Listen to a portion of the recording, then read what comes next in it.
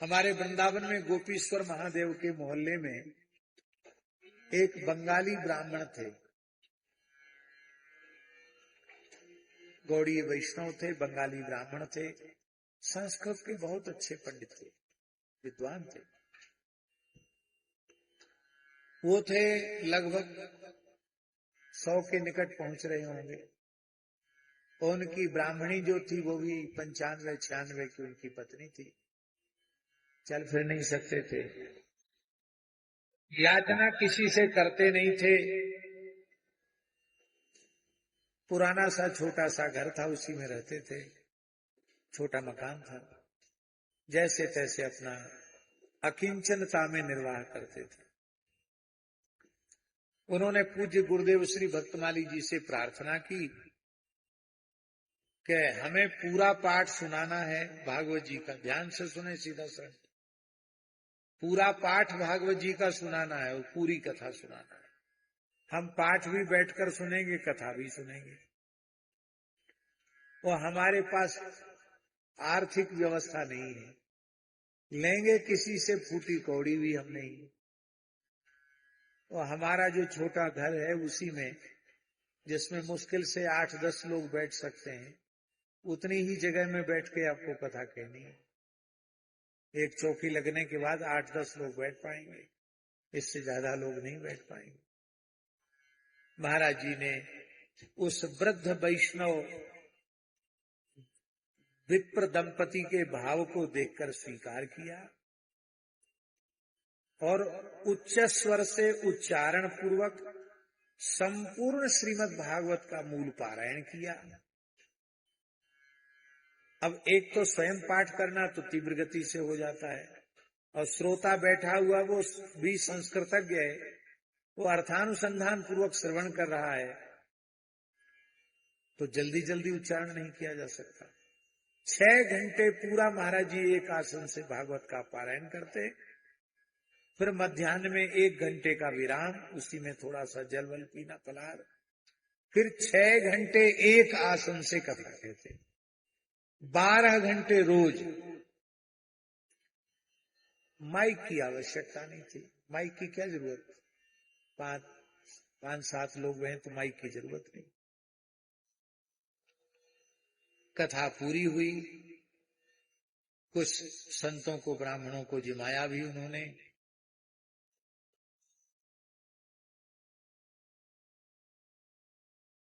कथा पूरी हुई। 10वीं को, एकादशी का वो दोनों ही निर्जल व्रत किया करते थे। 10वीं को ही भोज भंडारा भी हो गया, और एकादशी को दोनों बंगाली विप्र दंपति ने एक ही समय में, एक ही तिथि को भगवत स्मरण करते हुए देह का विसर्जन किया।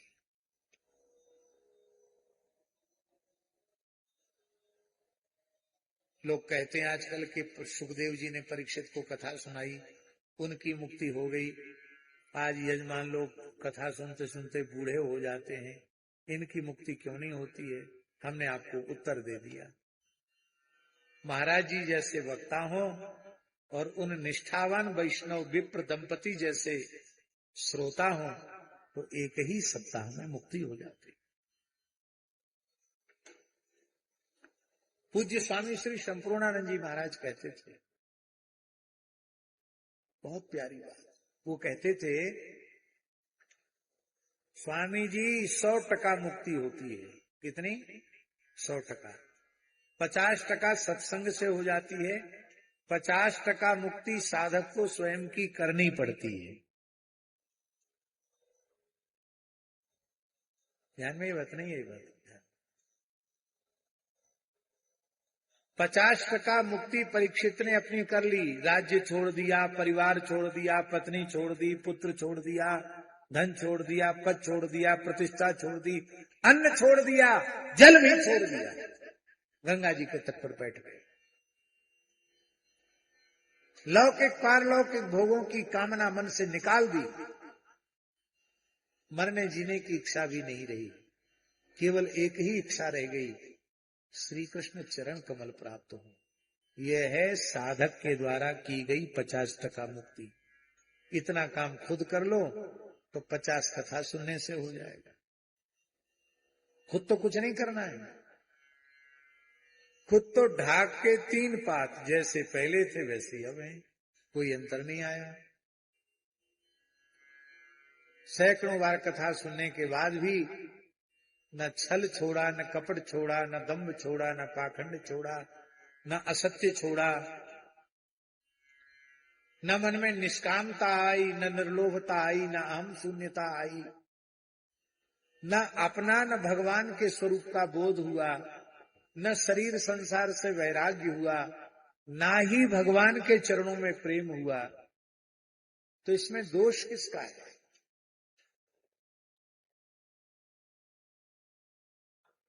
आत्मैव ह्यात्मनो बंधु आत्मैव रिपुरात्मना। दीनेषु सानुकंपूया। और ये पूरा का पूरा श्लोक पूज्य गुरुदेव भक्तमाली जी में घटित होता है। एक एक करके देख लो। भगवन मति अनपेक्षा सुहृदो दीनेषु सानुकंपोया। ऐसा वक्ता यदि उपलब्ध हो जाए तो बहुधा बोधन चतुरा वक्ता सम्मानितो मुनि भी। बहुधा बोधन चतुरा, क्लिष्ट से क्लिष्ट विषयों को अत्यंत सरलता पूर्वक समझाने में समर्थ जो कुशल वक्ता है, इस प्रकार के लक्षणों वाला वक्ता बड़े बड़े ऋषि महर्षियों के द्वारा, मुनियों के द्वारा भी सम्मानित होता है, पूजित होता है। दूसरी एक विशेष बात आई स्कंद पुराणोक्त भागवत महात्म्य में कि 2 प्रकार के श्रोता, 2 प्रकार के वक्ता होते हैं। एक धनार्थी वक्ता और धनार्थी श्रोता, एक कृष्णार्थी वक्ता और एक कृष्णार्थी श्रोता। तो वक्ता है धनार्थी और श्रोता है कृष्णार्थी, तो कथा में रस नहीं आएगा। वक्ता है कृष्णार्थी और श्रोता है धनार्थी, तो भी कथा में रस नहीं आएगा। इसी को कहा उद्धव जी ने, उभयोर वैपरीत्येतु रसाभासा फलच्युति। रस नहीं रहेगा, रसाभास हो जाएगा, और रसाभास होते ही उसका फल नहीं मिलेगा। मना नहीं कर रहे हैं। धनार्थी वक्ता हो तो धनार्थी श्रोता हो। कामनाओं की पूर्ति भागवत से होती, वक्ता की भी कामना की पूर्ति हो जाएगी। कृष्ण जन्म पर बच्चों के कपड़े मिल जाएंगे, छोटे बच्चों के खरीदने नहीं पड़ेंगे। रुक्मिणी ब्याह पर बहू बेटियों के लिए साड़ी, ब्लाउज, श्रृंगार सामग्री मिल जाएगी। हर उत्सव पे कुछ न कुछ हो जाता है। कोई बड़े वक्ता महानुभाव कहीं पहुंचे, सच्ची घटना है कैलाश नारायण जी, तो उन्होंने कहा यहाँ ड्राई फ्रूट्स बहुत बढ़िया है, मारवाड़ी लोग हैं, बढ़िया ड्राई फ्रूट्स दे रहे हैं। तो उन्होंने बता दिया कि जिसके आंख में तकलीफ हो वो बढ़िया कागजी मामरा बादाम से 1008 परिक्रमा भागवत जी के लगावे तो उसकी आंख ठीक हो जाएगी। जिसके पेट में गड़बड़ी हो, वो क्या कहते हैं उसको, चपटा चपटा होता है, अंजीर से लगाओ तो पेट ठीक हो जाएगा। जिसके मस्तिष्क में कुछ कमजोरी हो, ब्रेन में, वो अखरोट से 1008 परिक्रमा लगाओ। ऐसे ही सब चीज की अलग अलग फलश्रुति बता दी। जिसके हार्ट में तकलीफ जन काजू से, फिर किशमिश से, और उन्होंने ऐसा बढ़िया प्रवचन किया जैसे आजकल लोग कहते हैं ना कि उल्टा बेलपत्र चढ़ा दो, यूं कर दो, त्यों कर दो तो यूं हो जाएगा, वे हो जाएगा, है टटका टूना बताते हैं ना कुछ कुछ महानुभाव, इसी तरीका से बता दिया। तो बोरा का बोरा भर के ड्राई फ्रूट्स लेकर के,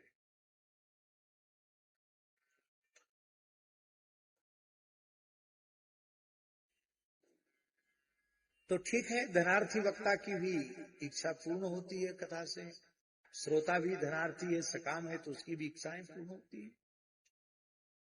किंतु वस्तुतः भागवत श्रवण का ये फल नहीं है। कृष्णार्थी वक्ता बनकर कहे और कृष्णार्थी श्रोता बनकर सुने। कृष्णार्थी माने क्या होता है? कृष्णार्थी माने समझते हैं? नहीं समझते। विद्यार्थी माने क्या होता है? विद्यार्थी माने विद्या प्राप्ति की कामना रखने वाला। ऐसे ही श्री कृष्ण प्राप्ति की कामना रखने वाले को कृष्णार्थी कहेंगे, धन की इच्छा रखने वाले को धनार्थी कहेंगे। हम श्री गंगा जी से प्रार्थना करते हैं, कितना अद्भुत दृश्य है, इधर से लेके इधर तक पूरी उत्तरवाहिनी गंगा नेत्रों के समक्ष प्रवाहित हो रही है। हम श्री गंगा जी से प्रार्थना करते हैं, परम पवित्र ज्येष्ठ मास है, आपकी दिव्य सन्निधि है, आप ऐसी कृपा करें हम सब पर कि हम सब कृष्णार्थी बनकर कहें और कृष्णार्थी बनकर ही सुने, और यह गंगा तट की कथा ऐसी कथा जीवन की बन जाए जो हमारे अनंत जन्मों की व्यथा को हर ले। और वो व्यथा यही है,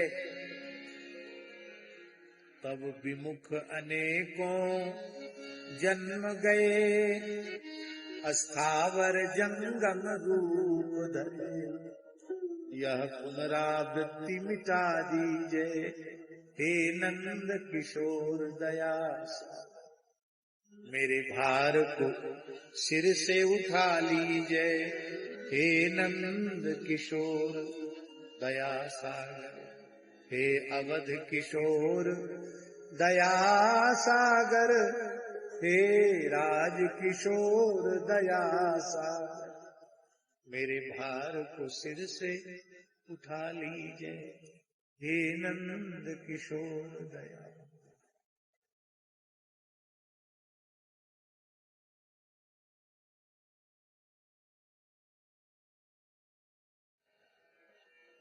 भगवान की नित्य लीला में कोई जीव प्रवेश चाहता हो तो उसे श्रीमद् भागवत की कृष्णार्थी होकर कथा सुननी चाहिए। दूसरा महात्म्य है पद्म पुराणोक्त महात्म्य। देवर्षि नारद जी ब्रह्मलोक से धरती पर पधारते हैं, अनेक तीर्थों में भ्रमण करते हैं, पर कराल कलिकाल का तांडव सर्वत्र दिखाई पड़ता है। उनके मन की संतुष्टि कहीं नहीं हो पाती है। अंत में वे घूमते फिरते हुए वृंदावन आते हैं। वृंदावन में प्रवेश करके उनको विशेष आनंद मिलता है, शांति मिलती है। वहां भी ज्ञानगुदरी क्षेत्र में एक विचित्र दृश्य दिखाई पड़ता है। एक देवी सिंहासन पर विराजमान है, उसके सामने दो वृद्ध पड़े हुए हैं, ऊर्ध्व श्वास प्रश्वास ले रहे हैं। अनेक अपूर्व सुंदरी देवियां उनकी सेवा में उपस्थित है। कोई छड़ी छत्र पानदान पीकदान आदि लेकर के सखियां खड़ी हुई हैं, देवियां खड़ी हुई हैं और वह रुदन कर रही है। पहले तो नारद जी ने सोचा शायद वृंदावन है, कोई उत्सव महोत्सव हो रहा होगा, लेकिन रोते हुए माताओं को देख करके वे आगे बढ़ने लगे। वो देवी उठकर खड़ी हुई और उसने कहा, भो भो साधो क्षणम तिष्ठ मत चिंता मविनाशय, दर्शनम तब लोकस्य सर्वथा गहरम करम। हे महात्मन, यहाँ भो भो साधो, साधो कह करके संबोधन किया नारद जी को। साधु का अर्थ परोपकारी होता है। पर उपकार बचन मन काया, संत सहज स्वभाव, खगर आया है। परोपकार परायण को साधु कहते हैं। आप परोपकार कीजिए, मेरी चिंता को दूर कीजिए, मेरे दुखों को दूर कीजिए। आप कौन है, आपका परिचय क्या है, ये कौन है जो आपकी सेवा में उपस्थित हैं? ये जो वृद्ध सामने पड़े हुए हैं, जो मृत्यु की अंतिम घड़ियां गिन रहे हैं, ये कौन है? ये मरणासन्न वृद्ध कौन है? उस देवी ने परिचय दिया, उत्पन्ना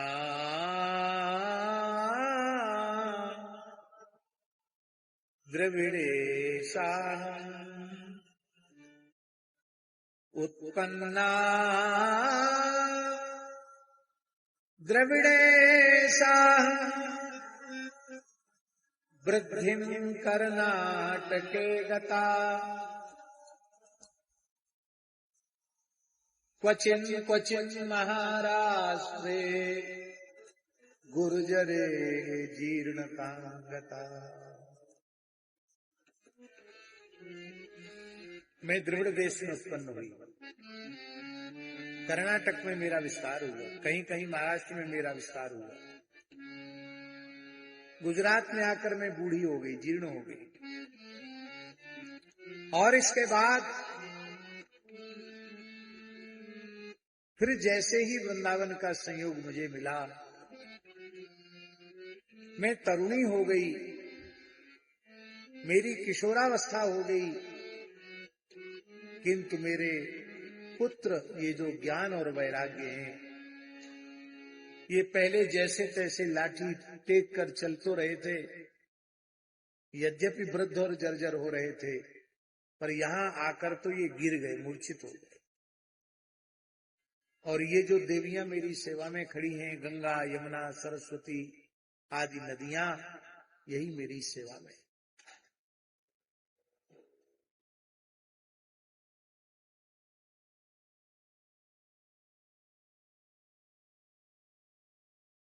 वृंदावन में ऐसी दशा ज्ञान वैराग्य की क्यों हुई? ग्राहका भावा। वृंदावन में कोई ज्ञान वैराग्य का ग्राहक नहीं था, सब प्रेमी रसिक अनुरागी थे, इसलिए ज्ञान वैराग्य की उपेक्षा होने से वे मरणासन्न।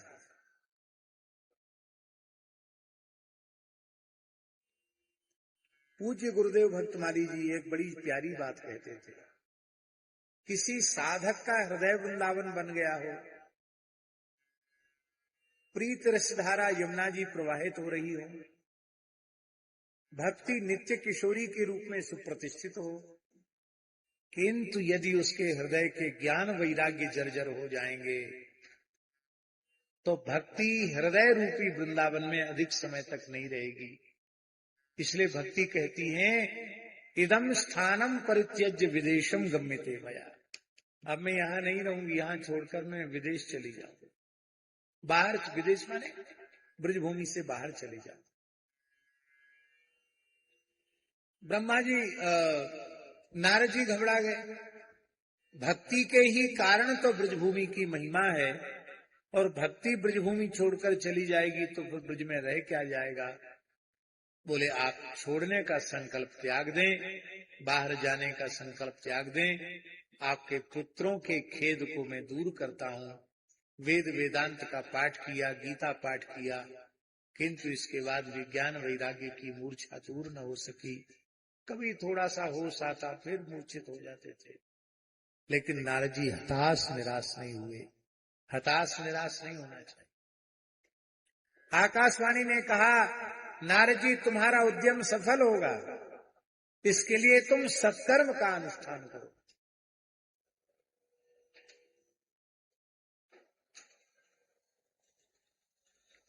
इसके लिए तुम सत्कर्म का अनुष्ठान करो। सत्कर्म कौन बताएगा? बोले तत्ते कर्मा विधास्यन्ति साधवत साधुभूषणा। साधुता ही जिनका आभूषण है, वे महात्मा बताएंगे सत्कर्म का वास्तविक स्वरूप क्या है।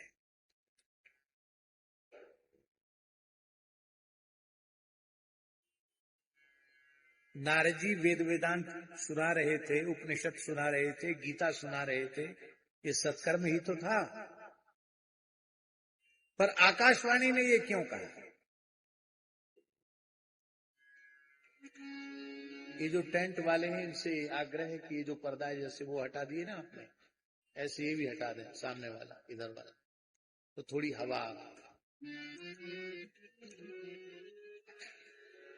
ऊपर से कुछ खोल करके उसको हटाओ। और गंगा जी का दर्शन भी बाधित हो रहा है, यहां से गंगा जी का सीधा सामने भी दर्शन हो रहा है, यहां भी दर्शन हो रहा है।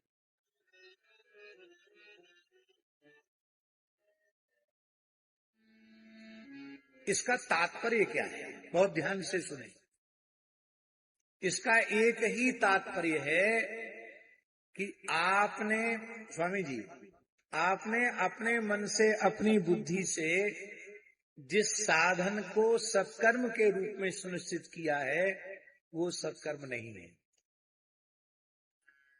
आपसे ज्येष्ठ श्रेष्ठ पूज्य पुरुषों ने, सद्गुरुदेव ने, संतों ने कृपा करके जो कह दिया कि ये तुम्हारे लिए उत्तम है, साधक के लिए वही सत्कर्म है।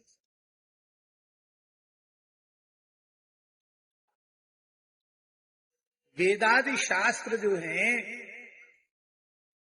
वो खारे समुद्र के समान है, क्षार समुद्र के समान है वेदादि शास्त्र।